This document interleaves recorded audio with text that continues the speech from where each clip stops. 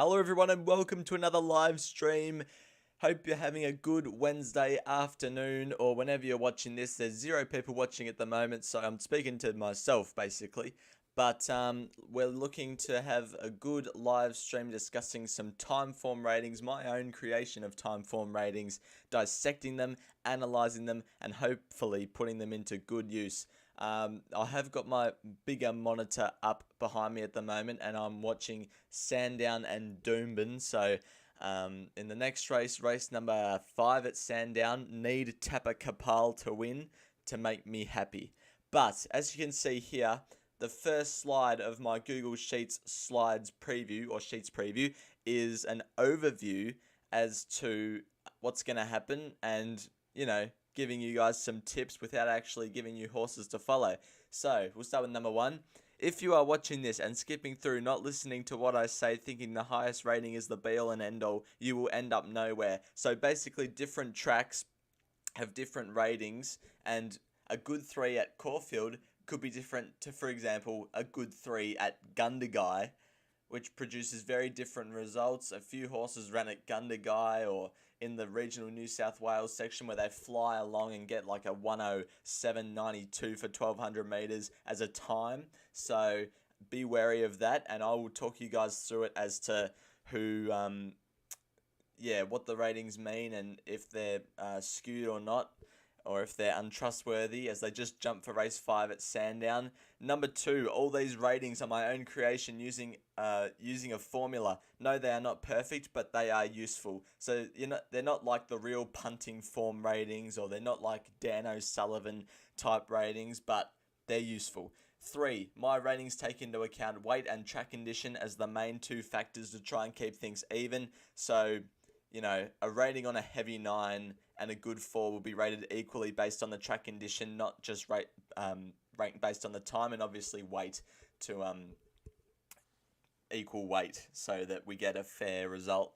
Number 4, my full race card tips for Flemington for this upcoming Saturday and for all Saturday Victorian meetings will be available on my Twitter account at @the_Salmonator and YouTube community tab page on Saturday mornings. As they come into the straight, 500 metres to go. Miss Jenny Lynn leads it by a length on Tapper Kapal, needing to get off the inside. Galactic Fury strides up about half a length off Miss Jenny Lynn and takes the front now. It's Galactic Fury at the 300 metres. Here's the Devil in Her with a good run. As I commentate race 5 at Sandown, the Devil in Her a length and a half, pulling clear of Galactic Fury, knuckling down late. I'm not sure who that is, but the Devil in Her's bolted in. 3-length win over the horse I didn't know who it was, ran second. Tapper Kapal last.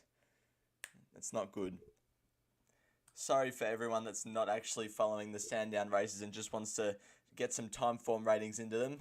My apologies, but we'll keep going. Number 5, trainer and jockey colours. So if you, for example, you'll see trainers and jockeys on the upcoming races in different colours, and this is not who my opinion is who's the best jockey and the worst jockey. This is based off statistics for the trainer and jockeys, not combined but individually. The trainers, for example, the trainers distance, class and track success, and that'll take that all into account. And first gets a green, second gets a silver, third gets a yellow, third last gets an orange, second last gets a red, and last gets a very unattractive dark red. So if anyone's typing in the chat at the moment, I cannot see what is happening because I'm currently watching the mounting yard for Doomben. But I will try and get back to you as soon as possible in about 8 minutes time when the race has been run. Number 6, approximately 2.22 points difference equals 1 kilo, and approximately 3.33 points difference equals a length. So you might want to take that into account when reading the ratings, and that's just what my Timeform says, and that's approximately the difference for a kilo and a length. So, without further ado, we will jump straight on to race 2. The sheets for the races look a little bit different to last week. Boom. These are all the same, but this time we've got last start Timeform rating 2 back, and Timeform rating 3 back. Now, the ratings have changed. I did change my formula slightly, so the benchmark is no longer 100. like last week, it's about 180. So that's why all the horses are rated super high. Yeah. Sorry about that. I was just checking if I was on. I am on. So I'll keep going. Anyway, you can see what we were talking about with the trainers and the jockeys. Green, silver, yellow, red, dull red, orange. And you can go back to the front page if you want to recheck what all those mean. But these Timeform ratings are not adjusted due to the weight carrying for the upcoming race. So we sort of have to do that ourselves. It's pretty hard if you're calculating the average of 3 ratings. I think it's more unreliable than just going the median of the 3 ratings, because a horse could have run a 220 at Gundagai and then a 120 on a wet track at Stall or something. So anyway, we'll get used to it as we go along, won't we? So Aurora's Symphony's got some decent ratings. We're not going to go through every horse, but Aurora's Symphony's got some decent ratings. Last Start it actually finished last and still rated pretty well, but that was on a good 3 at Caulfield. Those can race pretty quick. And then 3 back, I've actually done it here when it ran behind Goldman and Solcombe, and it ran a 181. Was poor in this 1800 race though. So, and it's carrying the top weight in a distance race, which I never like. So we're going to look past that horse. Skelm, don't think so. Second up, it's going to need to improve, and 2 reds and a dull red for the trainer as well. Southern France is, well, I don't know how it's still racing. It's pretty old. The one that will probably appeal to most is Herman Hesse. Now, this meeting was not reliable at Caulfield. Boldinho ran a 108.3, and my boy Birmingham ran a 122.3 for its win over 1400, so it's not reliable. So 191's pretty high, but not going to trust that. Ran a 137 prior, and that was at Taree on this track. I not want to follow that either. Regional New South Wales, I don't trust one bit. I'm pretty sure Tare's in New South Wales as well, so not going to trust that. The Winter Cup, it didn't do so well, and it got a 148. Started a good SP, but just didn't fire a shot, so I'm not going to trust off that run. So I thought, I've got to do some more. I've got to do one more rating or a few more ratings to truly figure out where this horse is at. So on Mornington Cup Day behind Right You Are and He's a Shocker, ran a Timeform rating of 172, which is pretty good. And I think it's around the 172 range, as its median would say as well. Maserati Bay is another one. Rated highly for its 12-length loss last start. Not sure what's going on there. Didn't rate too well 2 back behind Holy Mans, but there's been some form come out of that race. Overall, I'm not sure about Maserati Bay. It might win. It might not. I'm not too sure how to read into this horse. I might check what price it's paying. $11, that's not too bad. Even though its ratings have just been the same as everything else, it's got some good form to come out of these races. Like Ruling was good behind Glentanis in the Bagot. Holy Man's won the Coastal Classic last week. So Maserati Bay could be the blowout. Nelson has had some good ratings here, but those were 3 years ago. I wouldn't be trusting that.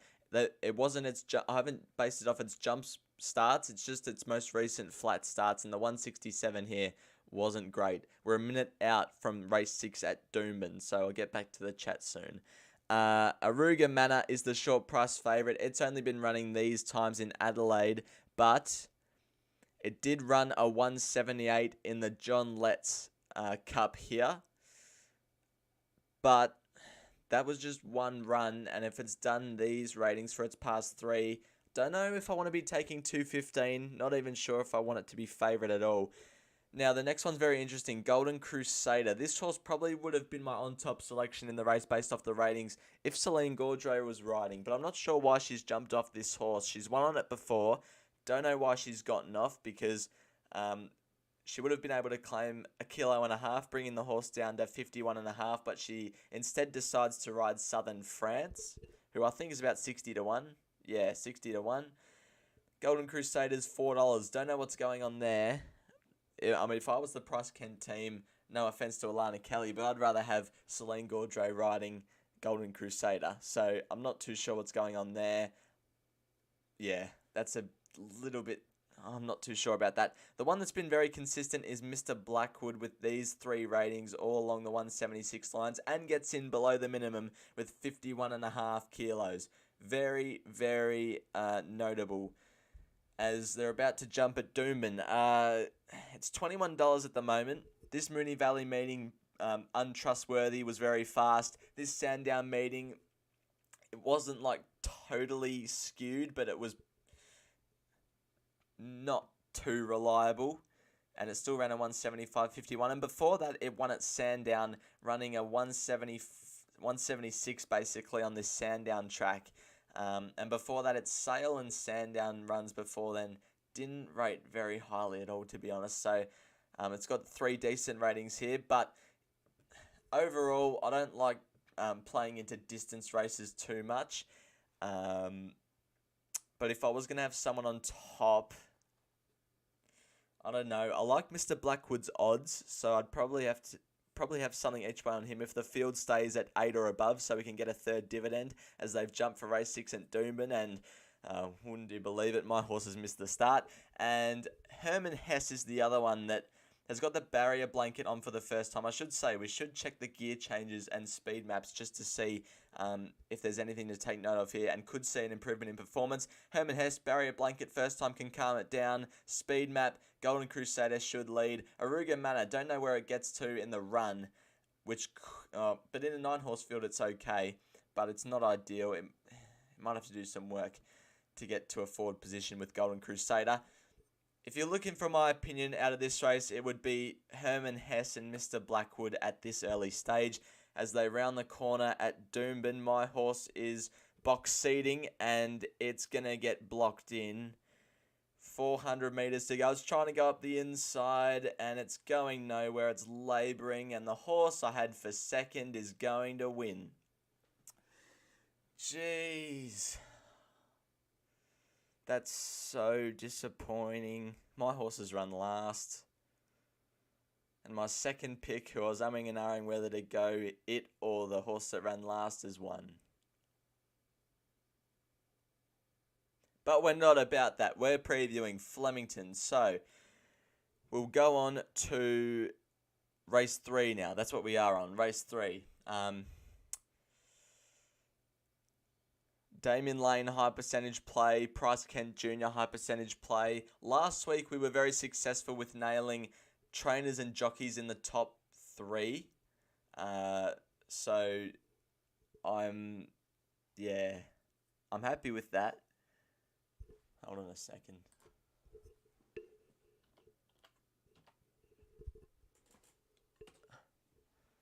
I'm happy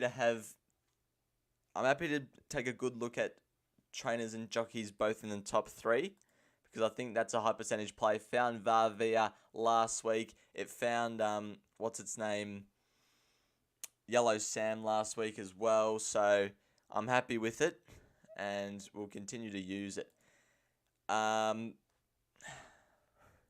Sort of gone off where I was at due to that Doomben race, but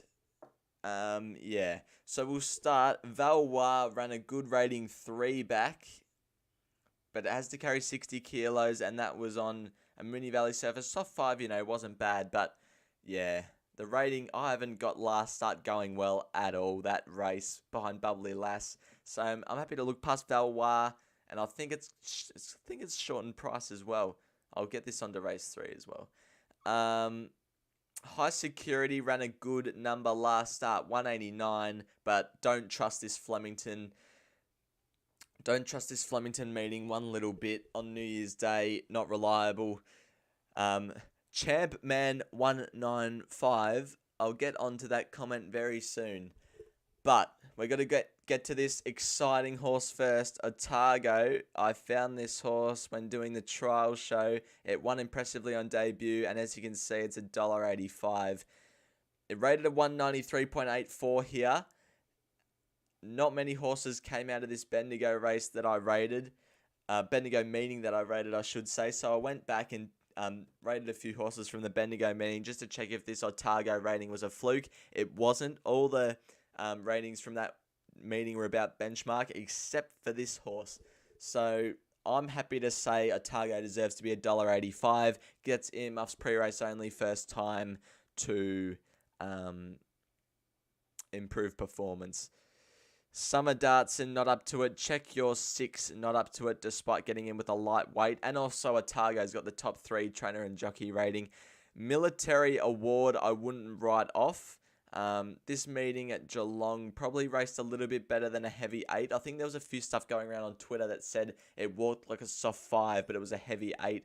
So Military Award should be set back to some of its rating here with a 178. Should be set back to that rating. Anyway, I don't think it'll be beating the favourite. He's Godspeed, don't like, and Very Surreal. I've probably, if I was doing the market, I'd have these two at probably the exact same prices. I'm talking about Otago and Very Surreal. Now, New South Wales and Queensland tracks always race a little bit faster than... oh, my laptop's going to die. I'm going to have to go and get a charger. This has happened too many times in past live streams. Anyway, what was I saying? New South Wales tracks usually race half a second to a second faster than what Victorian tracks do. So I'm going to have to detract a bit of, I guess, vision off Very Surreal's ratings. They should be probably just below Otago. Yeah, so I'd have these two about the same as the market. I think they're pretty much the only two chances in the race. If one of these two gets scratched, the other one is the best bet of a lifetime. So that'll be very interesting, but that's race 3 out the way. Because we've only got one viewer in the stream at the moment, I'm assuming that's you, Champman195. I'll just go get my charger. I'm sure you won't mind. See you in a minute.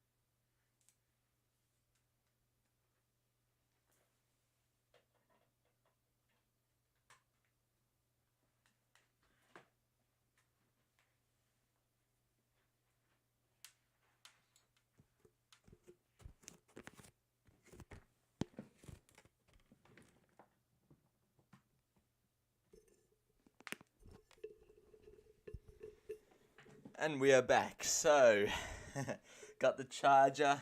It's charging. Nothing to worry about there. How far are they out from the race? Next race at Sandown. Pretty much 20 minutes. So we're going to keep going. Race 3 is done, I should say. We're going to come back to all this at the end and pretty much do up a staking plan like last week as well. I think this is a No Metro Wins 1,000 metre race, so this is a good case of what I was talking about at the start of the live stream. Mr. Moppet ran a 209.38, 2 runs back. Let's go and see what track that was on. 1,000 metre race at Gundagai, they ran 56.32. That's only a second outside Black Caviar's record at Flemington. So you can sort of see where I'm coming from in terms of that example. And its ratings prior. This is why we do more than one rating this week, so we can confidently say if a horse has been producing good ratings and it's trustworthy. So Mr. Moppet, no is the answer. Dio produced a good rating 2 back, but I'm pretty sure that meeting wasn't trustworthy. Oh, I'm not too sure. I haven't rated one horse from that Flemington meeting behind Dancing Alone, so I'm not too sure about that. But it ran a 161 last start at Moonee Valley on a day where the ratings were skewed highly, so I can't see it. It could run a place, but I can't have it on top. Far Enough hasn't been producing the ratings, but gets Damien Lane on for the first time, which I'm confident about, as this is what I did the other night as well, forget to say the speed map and what's going to happen. So Very Surreal should lead for Bot and Waterhouse, and Otago should be sitting just off it, powering home late, but Very Surreal could well win. I'll go to race 4. Number 4, Chester Warrior, has been producing some decent ratings. Ran a good rating last start at Flemington on Rapid Racing Day behind Impressive Enough, where it probably should have won. And then it on a good 3 beat Rich Lover. That meeting was probably considering it was a good 3, a little bit fast. And it's run on heavy. Just forget that, because it probably doesn't handle heavy based off that. And the Hayes boys are a high percentage play when it comes to this track, distance, and class. Grey Wazi, I'm happy to look past it due to its good 3 run last start, only running a 58.77. Machinist, happy to look past. The other one that I want to touch on is Who Shot Susie. Ran on the same meeting as Chester Warrior last start and ran a 178.31. If we assume that 1 kilo is equal to 2.22 points, then these two are about even. Who Shot Susie slightly ahead. Its ratings before that weren't great. It only lost to Sharippa by about a length here and disappointed market expectation at Cranbourne. So it could be one to follow. Keen Enough, this meeting at Moonee Valley, just untrustworthy. And last Saturday, even though it got held up, only ran a 150-156. I think it's currently the favourite at the moment. Let me double check that. Keen Enough is the $4 favourite. Yep. Princess Annalise, happy to look past, hasn't been doing too much. Ascending ran a good rating on debut at Traralgon, but at Flemington last start on the same meeting as Who Shot Susie and Chester Warrior, didn't go well at all in terms of its number.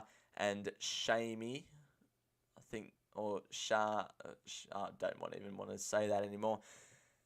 Ran a good rating when beating Eternal Flame here at Pakenham, but last start, even though it was first up and probably does have improvement to come, only ran a 150-126. Happy to look past that.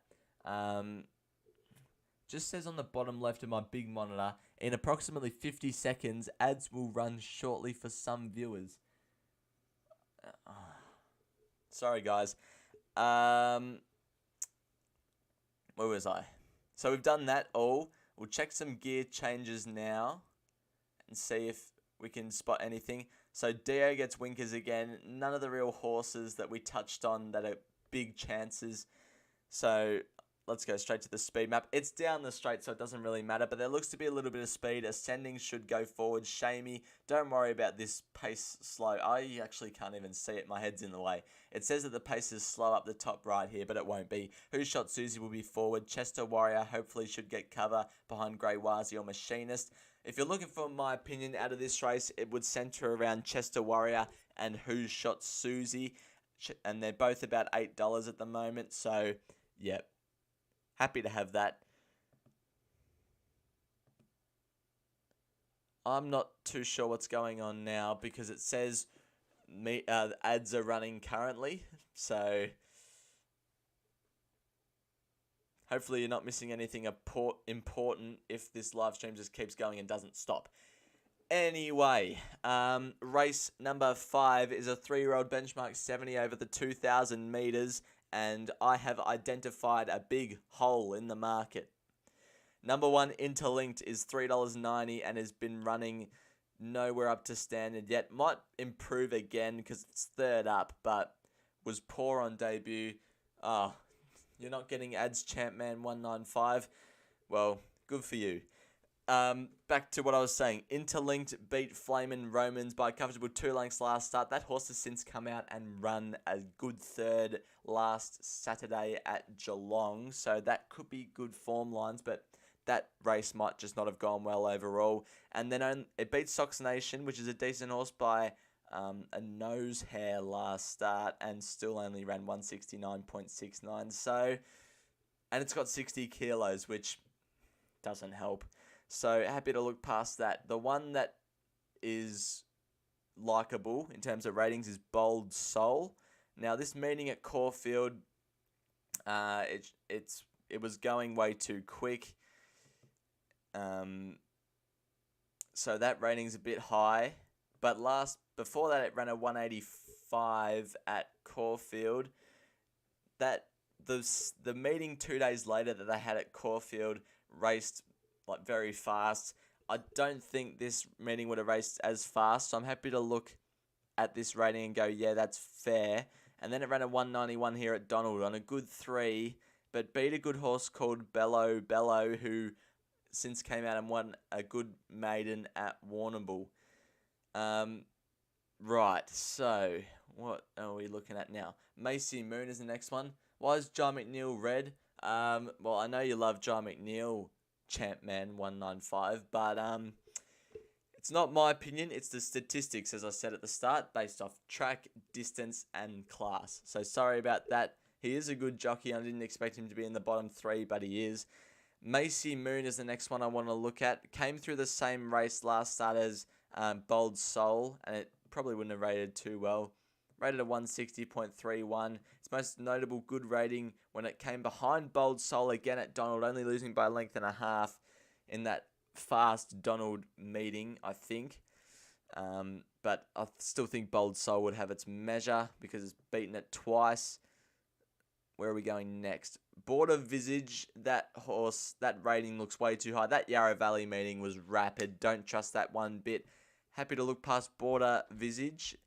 The favourite at the moment, Jai McNeil rides it, is Girls.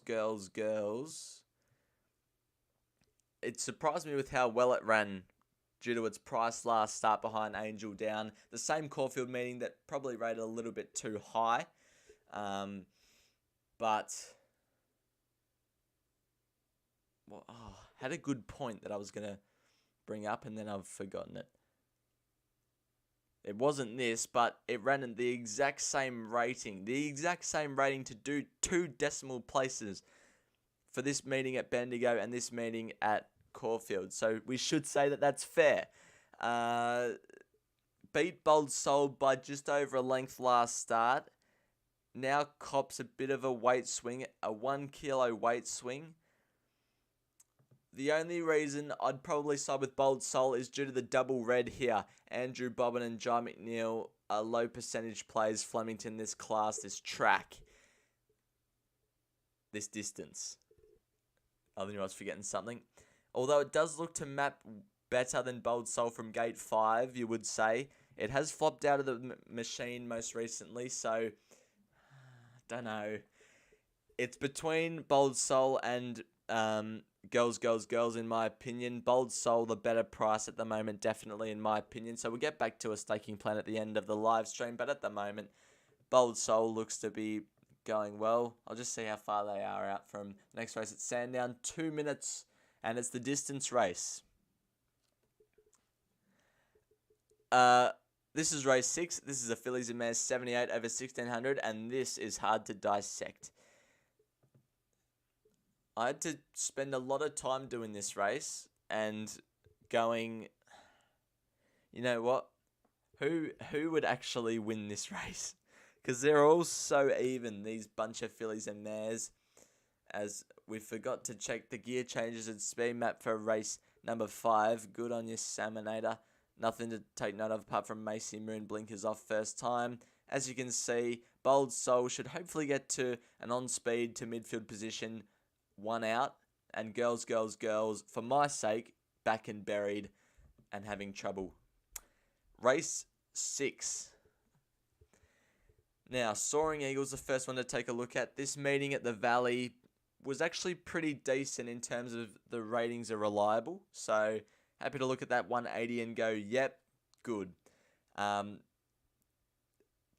meeting, don't know what happened there. It didn't rate too well. And then it finished half a length off Picaroon on Oaks Day and ran a good rating here.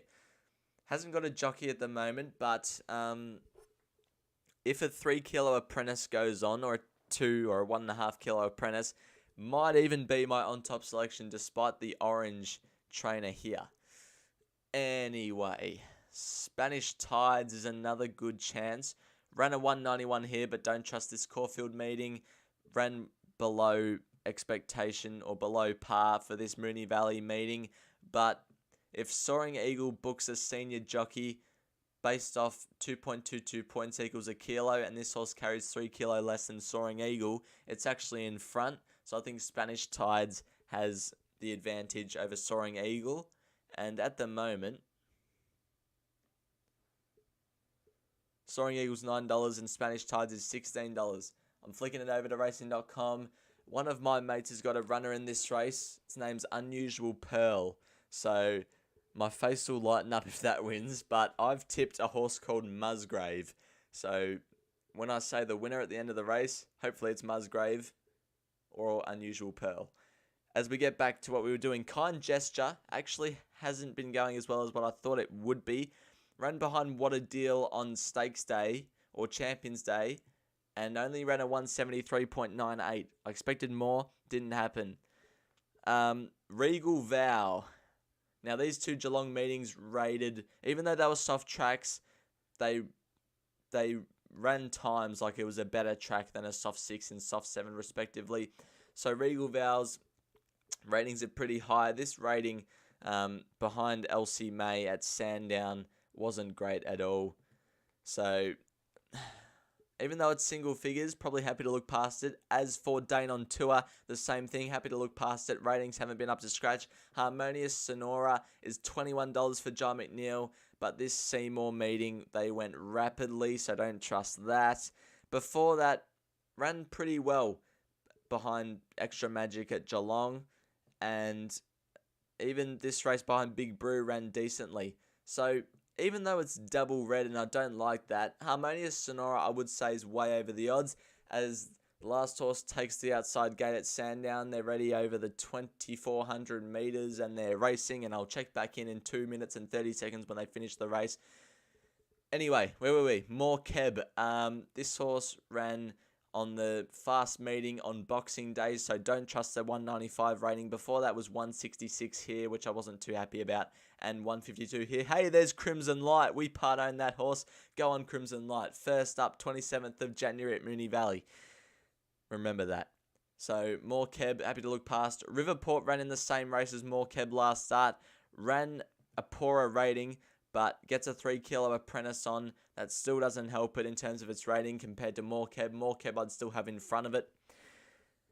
Fire of Etna is the favourite. Ran pretty well for this race at Seymour, but I think this meeting was okay. Ran a 172, gets in with a 54 kilos, so I wouldn't totally write it off, but I wouldn't have marked it favourite based off the ratings. And Friday at 5, no. So, to be honest, this isn't a race I would bet into, unless Soaring Eagle gets the weight off its back. But even so, probably not. Value is Harmonious Sonora. I hate the two reds, but I think John McNeil's a decent jockey. So, I don't know. I think Harmonious Sonora is rated and the market has either missed it or I've just found an edge. We'll move on to race 7. They're at about the 1,000 metre mark. The screen is so small down the bottom right. I actually can't see where my horse is or where Unusual Pearl is. I think Musgrave is 4th and Unusual Pearl is 7th. Hopefully it's got cover and hasn't been wide the trip. I think it's been wide the trip. They're at about the 700 metre mark. We'll check for some gear changes and speed maps before I forget. They round the turn. Untethered has slipped 3 lengths clear. Musgrave is starting to motor towards the outside, as is Unusual Pearl, but Untethered has got a margin. Here comes Musgrave, and Unusual Pearl right over the top. Untethered in front. Musgrave coming at it, but still 2 lengths away with Unusual Pearl. Untethered might hold on. Here comes Unusual Pearl. Unusual Pearl's unwinding. Unusual Pearl right over the top. Oh, that's a great result. That is awesome. I put this on my YouTube community tab earlier on today, but Sky High Horse Racing part owns Unusual Pearl with My Racehorse. He's vlogging his day today at the Doomben races. He said he was going to record his reaction to this race of Unusual Pearl. He would have been screaming at it. I cannot wait for that. I cannot wait for his vlog. Anyway, back to what we were doing. Gear changes. Riverport Blinkers first time might sharpen it up, but not enough to be my on-top selection. And Fire Ventnor could relax a bit better. Harmonious Sonora, the only thing is that it's got to get back to near enough to last. Soaring Eagle will be in a good spot. Spanish Tides is going to be in a pretty good spot. So, overall, this race is a lottery. As we move on to race 7, the first of the quaddie legs. Oops. The biggest field of the day, I think. So Champman 195. In the end, I just made my tips the one that I marked favourite, because that's who, off my own ratings, thought that, well, not off my own, but off the ratings that I used, were predicted to win. So that's what I just did.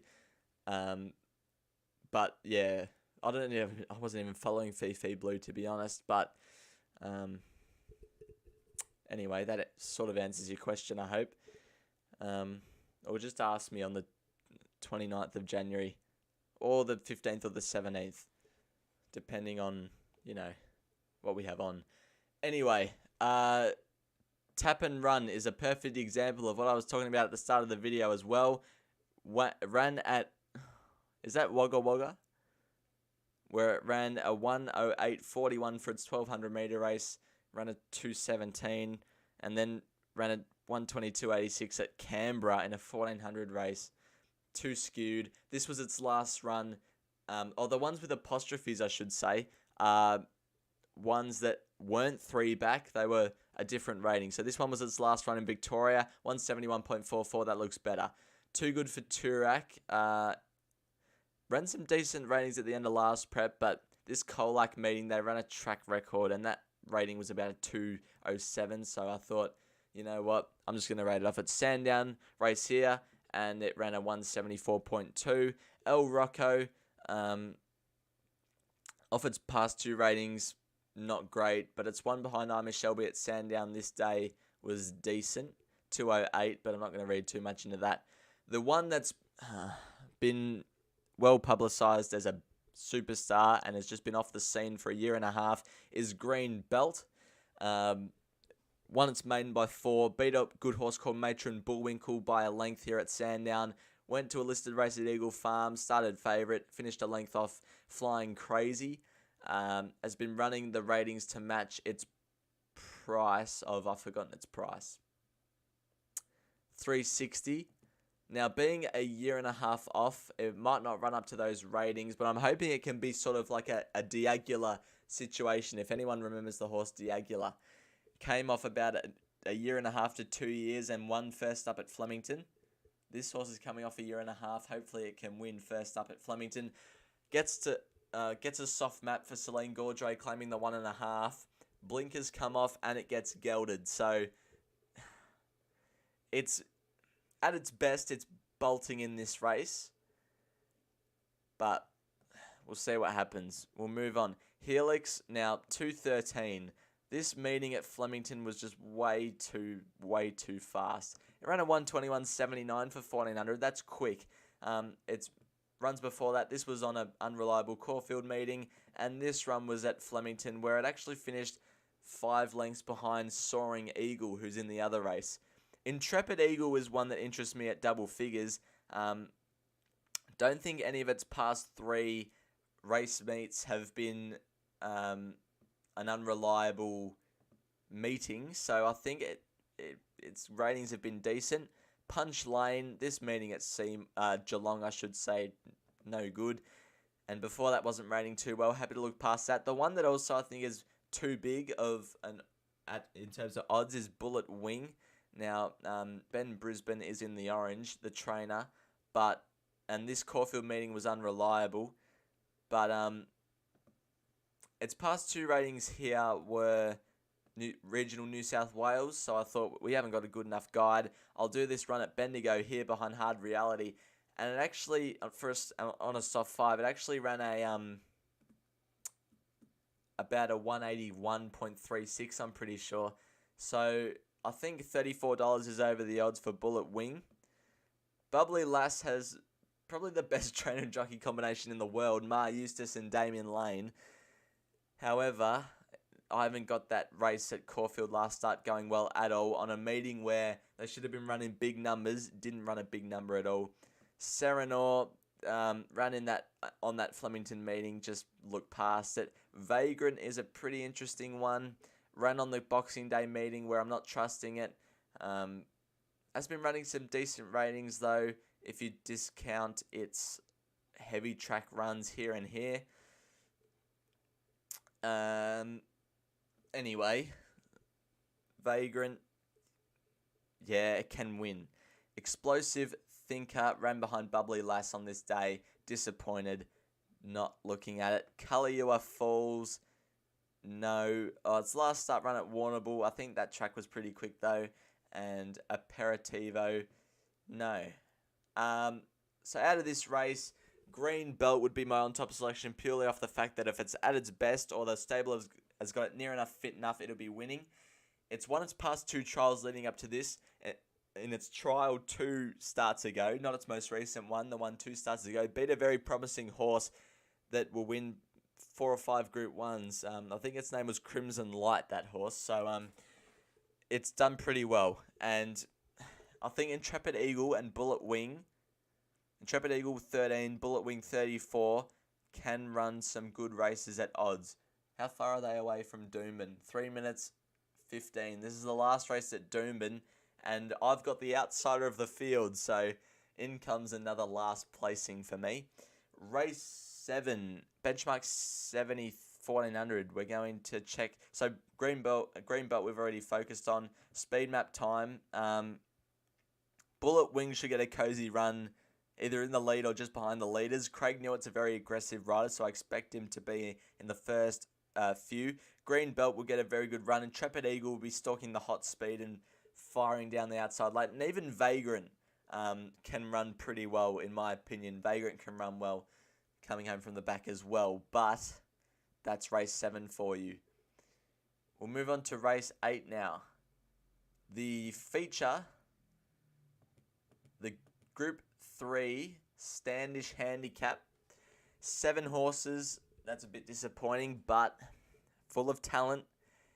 And where am I? We're here. So the Astrologist, I rated it for its ratings here and here off its Newmarket and Oakley Plate runs last year, and they were both pretty good, and I trust those ratings because they were both Group 1 races.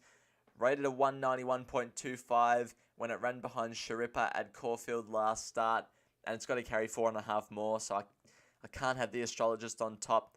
Sharippa won this race last start, did well. Treasured Star, Crosshaven, this was on New Year's Day, so I was happy to look past it. Snapper, happy to look past it, needs to get back to its best, hasn't done that for a while, and Poland is the other one that, no. So, the one that I'm actually pretty keen on, despite its jockey being in red, is Curran. Purely off a price perspective, so ran well behind, like 8 points off Sharippa when they both contested the Christmas Stakes at Caulfield, but Curran had to get right back to last and swamped home. Should have finished closer, whereas Sharippa had the gun run. 2 back, the exact same happened, except it was Sharippa that came in 8 points behind Curran when they ran in the same race, the Caulfield Village, on 1,000 Guineas Day behind Hypothetical. Now, off that, being Sharippa 8 points in front here and Sharippa 8 points behind here, you would have Sharippa and Curran probably at equal odds, wouldn't you? Well, that's not the case. For those that haven't seen the market, Shripper's $2.10 and Curran is $6. So I think Curran down the Flemington straight where it can settle as close as it wants. I don't know if it's won down the straight before. I'm pretty sure it has. Yeah, it's won down the straight before. I think is just an insane price and will start closer to Shripper come race day. So that was a quick race to go through, being over only 7 races. So we'll go on to race, or just see the gear changes. So the astrologist gets the blinkers again, nose roll off first time, which can see an improved performance. Apart from that, horses that I don't want to talk about because their ratings weren't up to scratch. Speed maps, you know what? Snapper probably leads with Shripper, but Curran will just be stalking them and hopefully winning the Standish Handicap. Race 9 now. The third quaddy leg.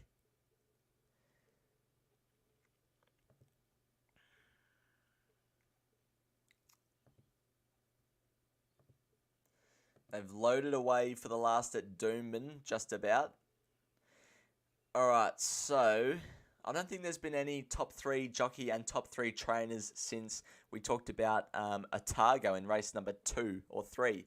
So that's interesting. But for this race, Super Aussie, that run was in Sydney, so don't trust that. Miracle Spin comes down from Sydney, and all these ratings have been in Sydney, so not too sure about it. But its run, where it ran at 2:15, might be above standard anyway, as they jump for race 7 at Doomben. Might be above standard anyway, because it won by 2 1/4 lengths over 1600. So might just be a pretty good horse, this one. My horse will be 3 wide without cover, won't it? No, it's going to get him for... It's going to be 3 wide, no cover. That's great. That's a great way to end the day. I'm so happy. I am raging inside. This is terrible. Anyway, Miracle Spin could just be a really good horse. Rhinoceros, as we get back to the thing, no. Strawberry Rock, no. This rating was unreliable. Real Sensation, no. This run 2 back was on Boxing Day, so it should have been running a lot higher. Ton of Grit ran on the fast Caulfield meeting last start, so no. Has my horse got cover yet? I think it has, but it might be too little too late. Following the favourite, I think. It's still travelling. It still travels all right, but now it's off the bit. No, forget I said that. The leaders are off and gone. Favourite pulls out for its run, and it's coming at a rate of knots. It's going to win. Whiskey Dream kicked away, but the favourite's clawing it down, and Whiskey Dream's going to hang on and win. Alright, so for those that were following my tipping challenge with Sky High Horse Racing, I think I lost by 1 placing. So he takes the chocolates there, but anyway. Move back to Sandown. I'll get back to the chat as well. I'm on Tom Curran. Same here. Yeah. But he's not an aggressive horse, Tom Curran, unlike Tom Curran himself. Where was I? Captain Britain ran on this fast meeting at Moonee Valley, so I'm happy to look past that. Piaggio, don't know what happened at Moonee Valley. If anyone wants to go back and watch its replay, please do. But it's just the antics of the horse. Didn't have the race going too well when it won here at Caulfield on a day where they should have been running pretty slick times. But here it ran a 190.11 behind Toronto Terrier at Sandown. That meeting just could have just gone really quick in terms of the race times. But this horse gets in with 53.5, which I think has to be noticed. Typhoon Harmony and Sikorsky is just not the same horse as he once was. So we go to our stuff. Nothing to take note of in terms of gear changes for the horses we like. Miracle Spin will be getting back, and Piaggio will be on speed. So my opinion out of this race is Miracle Spin could just be way too good for these. The booking at Damien Lane is a high percentage play, and it fills me with confidence. Piaggio, I also wouldn't ride off. Those would be my 2. We move on finally to race number 10. Race 10 now.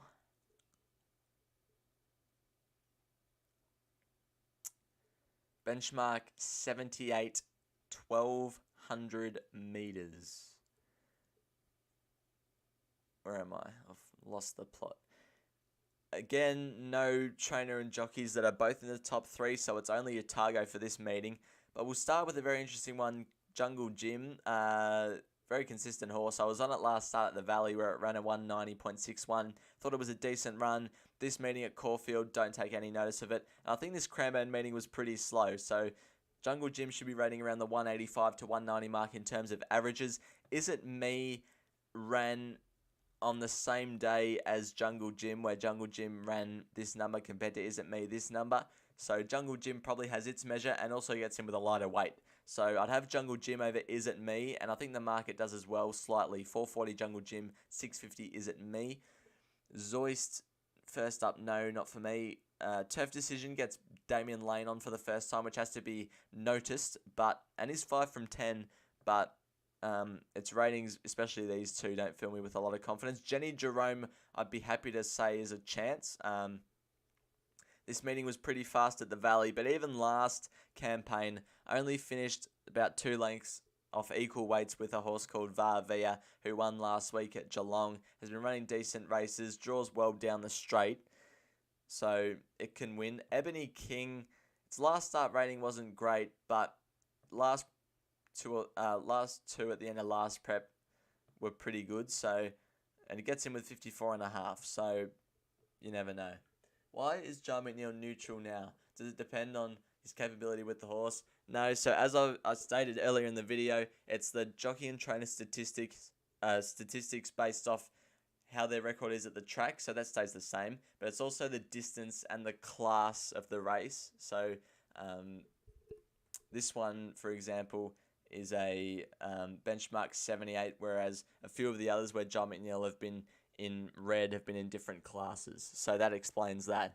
Down the bottom, Master Montaro, 3 starts in Australia for 2 wins, and I've scrolled past it. 2 wins and a 4th. So it was a fast meeting on Boxing Day, which explains this high rating. And it ran a 186.96 here. This was actually its first ever career start at Pakenham, over 1,000, where it ran that number. And Benwell and JD Hayes are good trainers in this track class distance. Master Montaro can win. It's got the 56 kilos, so yeah, it'll be running well. But that's it. That's all done. A look at the ratings. We'll go back now that we've gone through the whole meeting and sort of come up with a bit of a staking plan. I'm not too keen on as many as I was last week, I don't think, but I'll put probably my most likely selections in green. So in this race, I wouldn't have a stake on it, but I'd have Herman Hess and Mr. Blackwood for value. Herman Hess probably be my on-top selection ahead of Mr. Blackwood for value. Race 3, am I playing race 3? I am.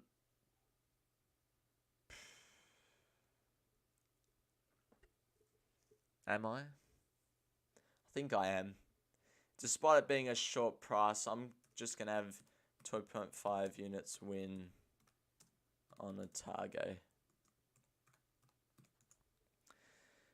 Okay, race 4. I'm going to play this race. I'm going to have 0.5 units win on Chester Warrior.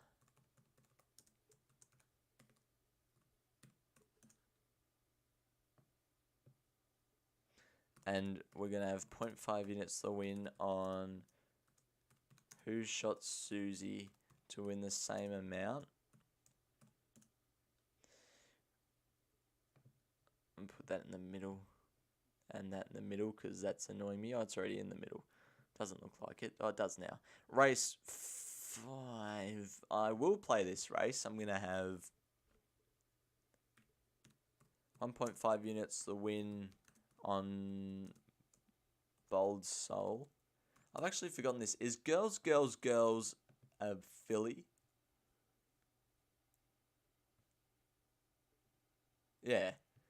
That just flew into my head and I didn't know what gender it was. 1.5 minutes to 1 bold sold. That's not in the middle. We'll change that. Race 6. Oh, this race. If you're looking for value, Harmonious Sonora, but even so, I don't like the gate for it. Soaring Eagle can do well. I'm just greening every horse now. If Soaring Eagle gets an apprentice on, yeah, it's a good chance. But if it doesn't, Spanish Tides has the edge over it, and probably the two outsiders of the field are the two that each way chances. This race, are we confident enough to have a stake on Green Belt, hoping that it's fit enough? You know what? Let's just do it. I'm going to go 1.25 though. 1.25 units the win on Green Belt.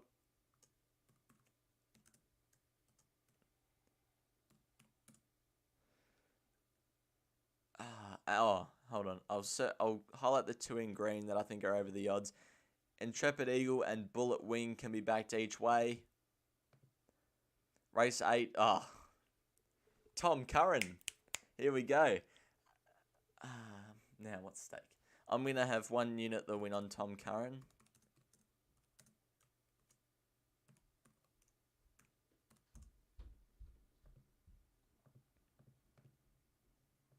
Race 9.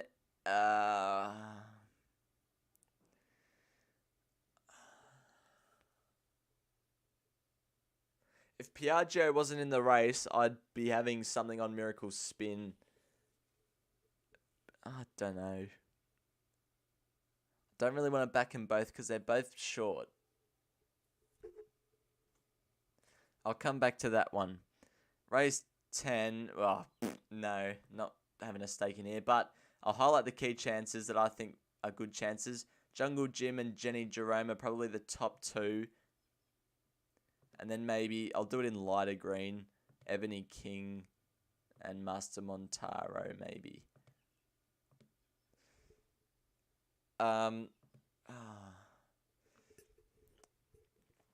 What do we think in the chat? Out of the 2 viewers that are watching, just make up my mind for me. Are we having something on Miracle Spin and or Piaggio? 4 minutes until race number 7 at Sandown. Are we having something on these 2? What's our decision? Who are we backing? If I don't get a response within the next 30 seconds, I'm just going to leave it and make up my own mind. I'll think myself in this time too.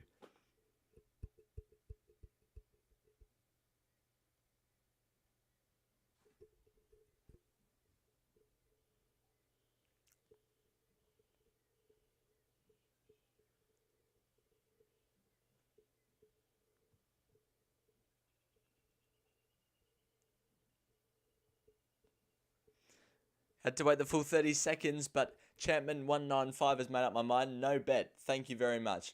But we are going to highlight it in green and Piaggio in a bit of a lighter green. So, that's it. But we'll quickly review what we've done. So, race 2, no bet, like Herman Hess, Mr. Blackwood the value. Race 3, 2.5 units the win on Otago. Very confident. Race 4, 0.5 units the win on Chester Warrior, 0.5 units the win on Who Shot Susie. Race 5, 1.5 units the win on Bold Soul. Race 6, not confident at all. Don't even know who my tip will be on race day, but Soaring Eagle, Spanish Tides, and Harmonious Sonora. It'll probably come from one of them. Race 7, banking on Green Belt being at its best, and if so, it should win. So I'm having 1.25 units to win on Green Belt. Intrepid Eagle and Bullet Wing can be backed each way. Race 8, 1 unit the win on Curran. Very confident. It's almost my best of the day, Curran, because of the price. Race 9, no bet due to Champman195, but Miracle Spin should be winning. Piaggio, good chance. And race 10, Jungle Jim and Jenny Jerome, the main 2 chances. Ebony King, Master Montaro can win 2. So overall, we lost about 2.5 units last week. And this week, it's going to be about a 7.25 unit spend. So that's going to do it for this live stream. Thanks everyone for watching. Hope you enjoyed. Please like and subscribe if you haven't already. And I'll see you in the next live stream, whenever that is. Bye for now.